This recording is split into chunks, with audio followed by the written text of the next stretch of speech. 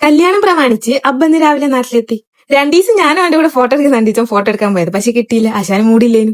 അങ്ങനെ നമ്മള് വേഗം കല്യാണപ്പുരയിലേക്ക് പോയി. നമ്മളവിടെ പോയപ്പം എല്ലാവരും ഫോട്ടോ എടുക്കുന്ന തിരക്കില്ലേനു. ഇന്ന് നമ്മളെ മൂഡ് മൊത്തത്തിൽ ശരിയല്ല. രാവിലെ അബ്ബേനെ കണ്ട സന്തോഷത്തില് നേരത്തെ നീറ്റുണ്ടാന്ന് തോന്നുന്നു. പിന്നെ വിശപ്പ് മാറ്റാൻ വേണ്ടിയിട്ട് നമ്മൾ വേഗം ഫുഡ് കഴിക്കാൻ പോയി.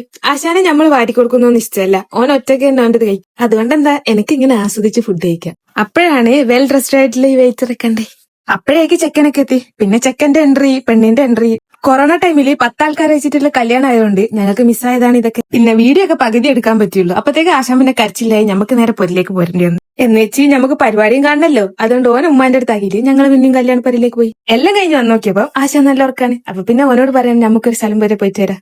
തിന്ന ബിരിയാണി ഒന്ന് ദയിപ്പിക്കാന് ജ്യൂസ് കുടിക്കാൻ പോയതാ. അപ്പോഴാണ് അവിടെ ഷവർമ ഉണ്ടാക്കുന്നുണ്ട്. അപ്പൊ പിന്നെ ഒരു ഷവർമ കെട്ടിയോനെയും മോനെയും പൊരയിലാക്കി പോയി ആരും പറയണ്ട. ഓരിക്കുള്ള സാധനം ഞാൻ പൊതിഞ്ഞുകൊണ്ടുവന്നീനു. അങ്ങനെ 3 ദിവസം നീണ്ടുനിന്ന കല്യാണ പരിപാടി ഇവിടെ കഴിഞ്ഞു.